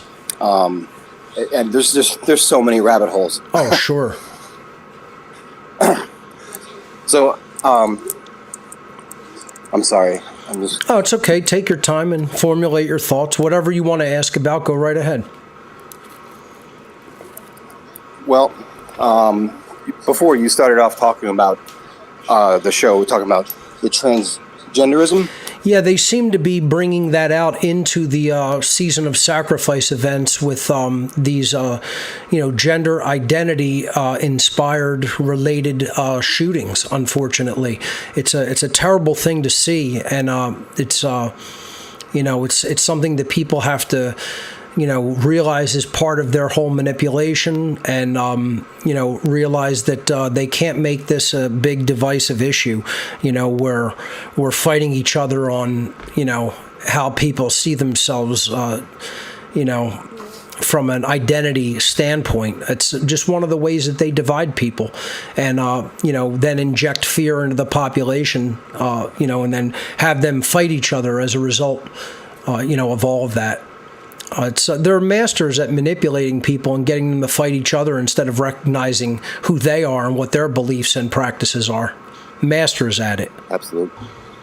Yeah, and the thing that, obviously I was raised Christian, and thanks to your work, mostly, I've come to realize that it's the truth is more esoteric than it is one singular ideology. Yes. All these religions, I always tell my girlfriend, it's so funny. Excuse me. They all say, this is the way to heaven. This religion, this is the one that's going to save you. And they follow those beliefs, and they truly believe that this is what's going to get them into heaven, and that if they eat, pork, or if they eat meat, peas on it, you're damned to hell. Things that have no bearing on true morality. This is what religion is a master system at doing. It's a master system formulated by occultists, by dark occultists, to confuse people regarding what true objective morality is by giving them all of this ambiguous morality that does not actually align with natural law. And if you can get people believing that those are the real laws of God, if you can get people believing that the true 7 deadly sins are pride, gluttony, sloth, lust, anger, jealousy, and greed, and they don't understand that the true 7 deadly sins are murder, assault, rape, theft, trespass, coercion, and deception, then they're off on an immoral path in their entire lives. How many religions have ridiculous rules and dogma that have nothing to do with real morality? And then when Yeah, you tell I know. people that has nothing to do with morality, that may be a vice, that may be something that you don't really want to do all the time because it could debase you as a human being personally, but it's still a vice, you know. If you drink too much alcohol or if you do too many drugs, it's still a vice, you know. If you inject a drug into somebody else's arm that undermines their health, that's a crime, you know, especially if you do it without their consent, you know. It's like things done forced on other people without their consent, that's crime. You know, because it's violation of their rights as an individual. You know, that's why it's called violence, because it violates rights. I left a good career with FedEx, you know, because they wanted me to have a mask slapped on my face, and I even gave them a doctor's note saying that, you know, because of my asthma, you know, it's not good for me, and they literally put me on ice for 6 months, and then when they removed the mandate, they said, "Come on back," and I said, "Did you see my note?" And they said, "Oh, we don't need to see that anymore. You can come on back." And I said, "No, you're going to look at the note." And then they fired me. Wow. So hey, you know, it's the, you know, you talk about, you know, being a coward, standing up for stuff.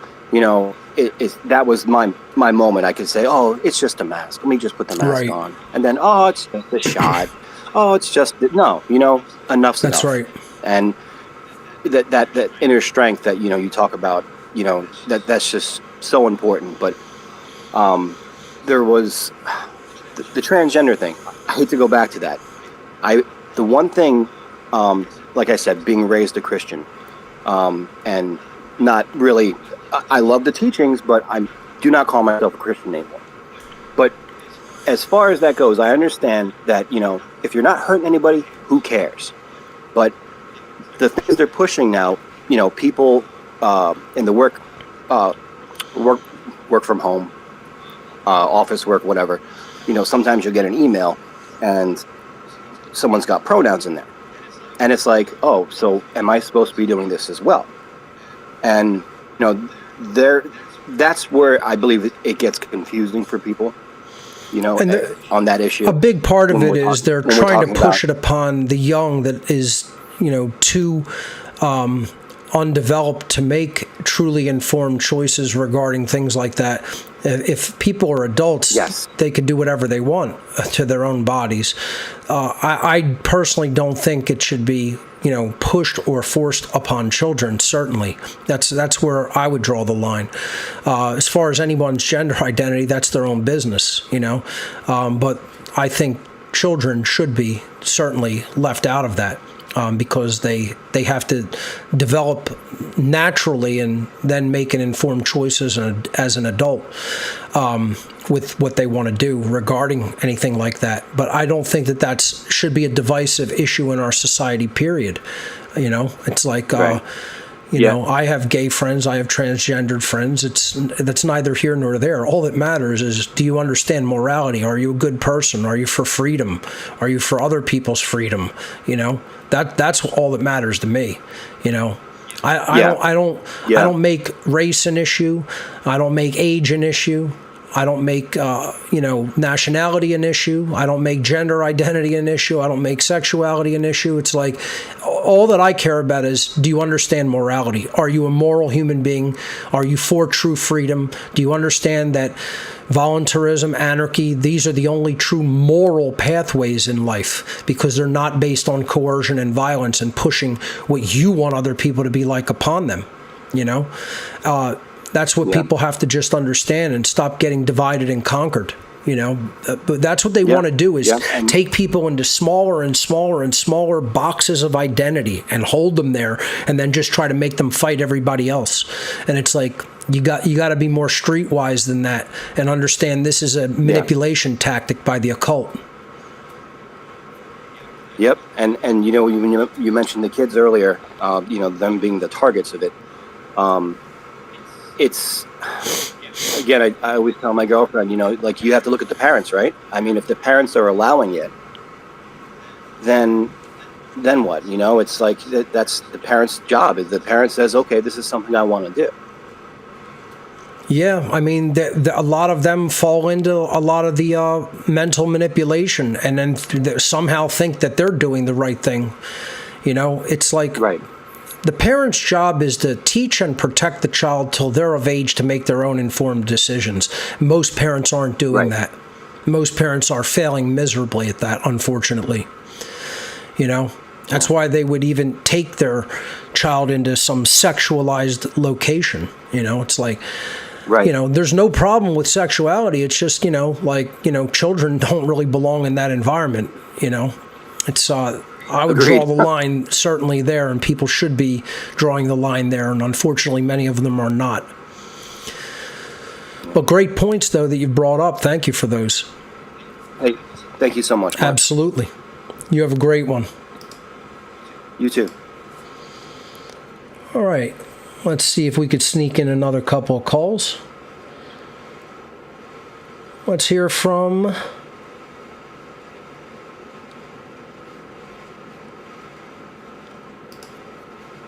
Let's hear from Ron. Ron, you're live on What on Earth is Happening. Welcome. Hey, Mark. Can you Yes, hear I me? can. Loud and clear. Welcome.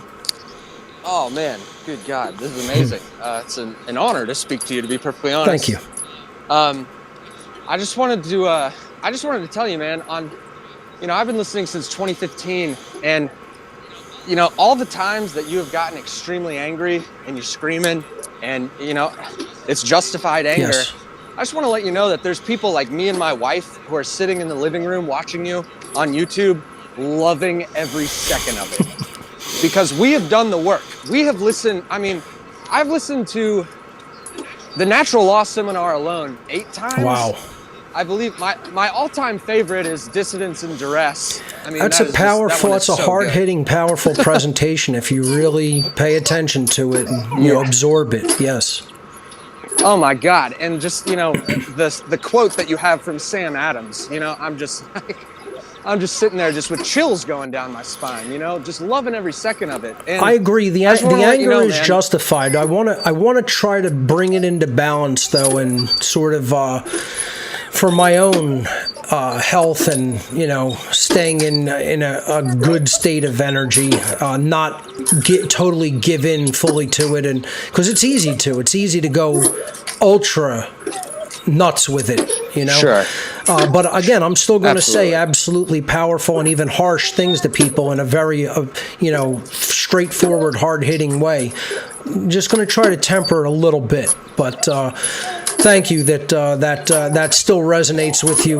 Because I've gotten it out there and had to get it out there cathartically in many cases because of what was going on in society. So I appreciate that you're able to hear that in the correct spirit. Oh, absolutely, Mark. Yeah, I loved every second of when you were, I will burn this motherfucker to the ground. I was like, yeah, do it. Fuck him. But I just wanted to bring some humor to the show. I don't want to take up too much time, let other people talk. Right. But, I've been listening for a long time, brother, and I'm going to continue to. And thank you for everything you've done. I've done last year, 2020, man, when you were doing all that, I just decided, fuck it, I'm going to do the same fucking thing. And I think I have 2 friends left. I had about 20. Well, like I said, if So- people aren't resonating with the truth and you're trying to give them the truth, trying to explain truth to them to help them, then they were never really friends. And maybe they were, if they come around to it at some future point, that's what turning the other cheek is all about. If someone does come around to the truth, you say, okay, I'm glad better late than never. You came around, and we can still be on good terms. That's what the real turning the other cheek is actually about. So I'm sorry to hear that you lost friends over speaking hard truth to them, but maybe you planted some seeds and they will come around at some future point. Yeah, absolutely, Mark. Well, thanks, man. It was a pleasure and an honor to speak to you. Ron, brother. thank you for the call. You have a good one. Yes, sir. Take care. You too. All right, I think we can get at least one more in. Let's hear from... Zena. Zena, you are live on What on Earth is Happening. Welcome. Zena, go ahead and unmute. There you go. How you doing, Mark? Not bad. Yourself? I'm doing great. Driving down Livernois Avenue. I'm from Detroit, Michigan. Cool. My family immigrated here in the 70s from the Middle East. Wow. And I grew up, you know, in a place and at a time where I started watching my parents, like, viewing war happening on the television. Right. Back home where we come from. I'm like, this is, you know. And then growing up Catholic, pretty interesting. Yeah, I hear that. I know you do. I know you do. So lots of guilty feelings that I had to kind of shake off and grow through. But anyway, I have a hard time around here finding people that are not drinking the Kool-Aid, so to speak, especially in the Detroit area in general. Yeah. They target major cities big time. I mean, it's like that in Philadelphia. You know, it's like that obviously in New York and D.C., you know, in Chicago. Detroit would be no different. They have their tentacles out into the population centers more than anywhere else. Certainly more than, you know, even suburban or certainly rural areas. That's not to say that there aren't good and bad people everywhere. It's just I hear what you're saying. It can be even difficult to locate people who are awake and aware and conscious and you know, understanding objective morality in a city, a fully urbanized area like that.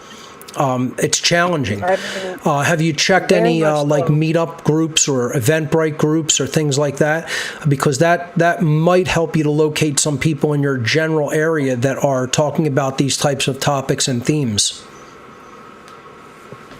I can't say that I have. I'm kind of new to navigating or using the internet in a more like productive way instead of mindlessly, you know, I don't know, shopping or something.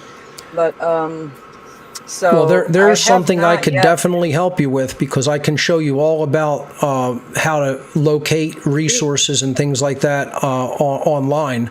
That's a big part of what I teach in how to become the true media. But you know, my initial recommendations are just even on your smartphone. Just try to go to download the apps Meetup and Eventbrite. More people are probably using Eventbrite now than Meetup, which is a little bit older, where you can, you know, just search themes. You know, you could search for, you know, freedom or libertarian or even stuff like documentaries, you know, and just see what's going on, what events are being held in your area or meetups held in your area. And who knows, you might find some really good events, and you might find some people that are very, you know, into, you know, these type of topics, and get together and, you know, be able to work together, network with each other, and even make some friends along the way. Who knows? Did I lose you? Looks like we may have lost Zena.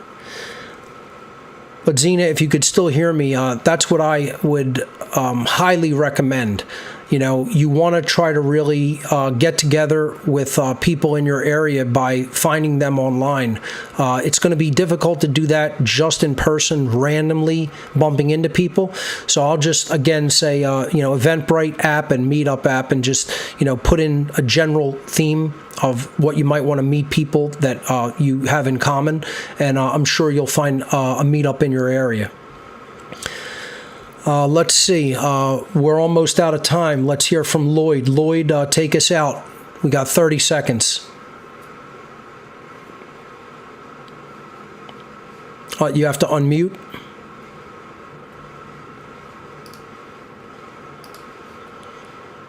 All right. Let's go to Marta. Marta, you have 20 seconds to take us out before the title card drops. No. How about Christopher? Christopher, 15 seconds. Go. Hey. Yeah. Oh, there's the end. There's the end of the show. All right, I'll catch you next time. You got it. That's all the time we have for this edition of What on Earth is Happening, ladies and gentlemen. Remember, government is slavery. I'll see you right here next week.